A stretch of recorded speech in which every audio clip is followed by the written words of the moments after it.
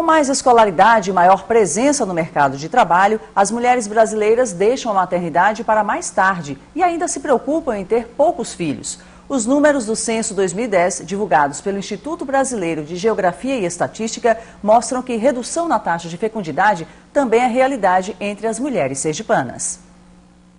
A taxa de fecundidade em Sergipe registrou um declínio de 22,2% nos últimos 10 anos. De acordo com dados do Instituto Brasileiro de Geografia e Estatística, IBGE, a média de filhos, que era de 2,7 em 2000, passou para 2,1 filhos por mulher em 2010.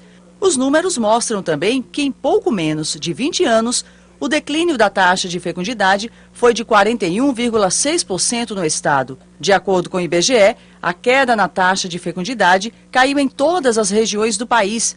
Em 2000, a média de filhos por mulher era 2,38 e em 2010 caiu para 1,86.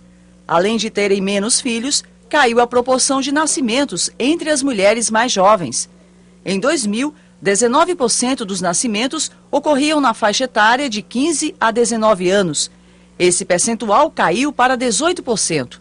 Na faixa etária de 20 a 24 anos, o percentual, que era 29%, passou para 27% dos nascimentos. Outra mudança constatada pelo IBGE é o envelhecimento da população. Para falar sobre as mudanças na demografia e os consequentes desafios, vamos ouvir o professor Neilson Menezes, do Departamento de Geografia da Universidade Federal de Sergipe. Professor, boa tarde. Boa tarde. O que muda no perfil de uma sociedade quando ela cresce em população idosa? Bom, na verdade, os impactos do envelhecimento populacional vão se dar em todos os ângulos da nossa vida, né? Desde o planejamento urbano, que precisa ser adaptado a essa nesse novo perfil de população, até a economia, né?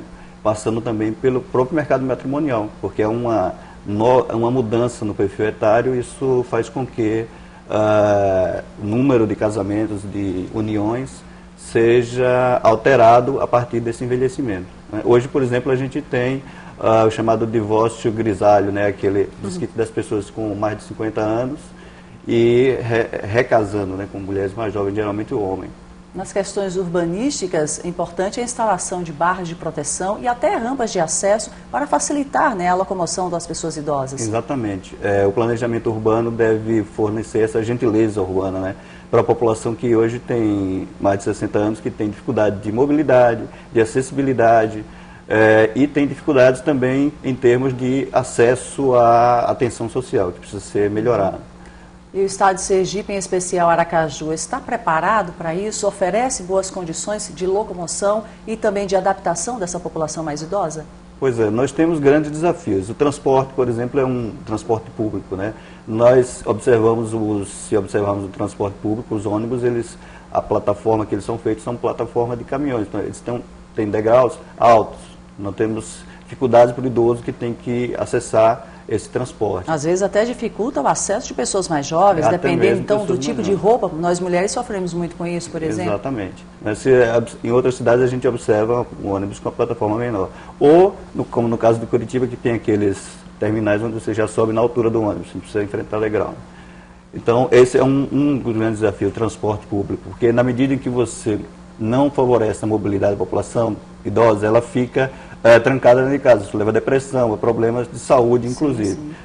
Então, é preciso, os espaços públicos de lazer, em geral, nas praças, estão programados para a população mais jovem. E é preciso repensar isso em alguns bairros, principalmente mais envelhecidos, programar espaços de lazer para a convivência de idosos, né? Atrasar sinais de trânsito, porque a mobilidade, a dificuldade da população de atravessar a rua hoje não é a mesma, uma população de mais de 60 anos, de um jovem de 20 anos. Então, ele demora mais para fazer essa travessia. Então, Claro. precisa, em alguns bairros, adequar esses semáforos para que eles demorem mais tempo, né?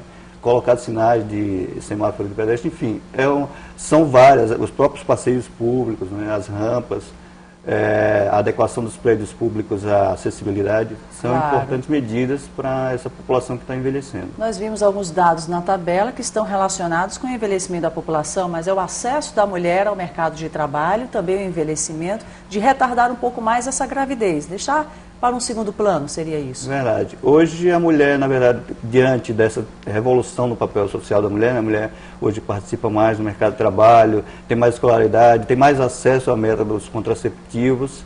E acontece também duas revoluções importantes no papel da mulher, que é essa separação entre sexo e casamento, porque na moral dos anos 70, dos anos 80, se condenava muito a mulher que fazia sexo fora do casamento ou que não era virgem. Hoje essa moral já não existe praticamente mais. Então a mulher, ela não precisa casar para ter sexo, ela não precisa necessariamente, quando ela faz sexo, não precisa ter filho, ela pode controlar a sua sexualidade, a sua reprodução. Então e hoje ela tem mais autonomia porque ela trabalha. Então ela consegue, esse processo faz com que ela tenha menos filhos, né? Porque ela consegue controlar a sua reprodução. E ao mesmo tempo, essa situação da mulher também leva a que ela fica com dupla jornada, né? Porque ela trabalha e ainda exerce o papel de cuidadora, né? Então isso é uma dificuldade que as mulheres hoje ainda enfrentam. Importante observar. E se nascem menos filhos e de uma forma até mais tardia, a população inevitavelmente vai envelhecer. Já está envelhecendo, né? Está envelhecendo. Temos que estar preparados para isso também, né, professor? Com certeza.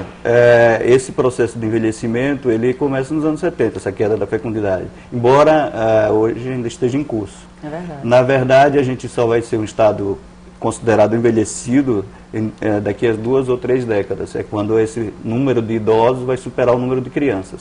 Então aí vamos ter mais idosos que crianças, seremos um estado envelhecido. Até lá a gente tem que aproveitar o bônus demográfico, que na verdade temos uma população ainda jovem, né, idade ativa, e que devemos aproveitar isso para escolarizar, universalizar a escolarização, para gerar emprego e renda e crescimento econômico, de modo que quando essa população chegue no estágio de envelhecimento, o Estado esteja preparado para dar atenção social a esses idosos. E aprender a respeitar ainda mais os idosos. Professor, muito obrigada por suas informações. Uma boa tarde. Agradeço.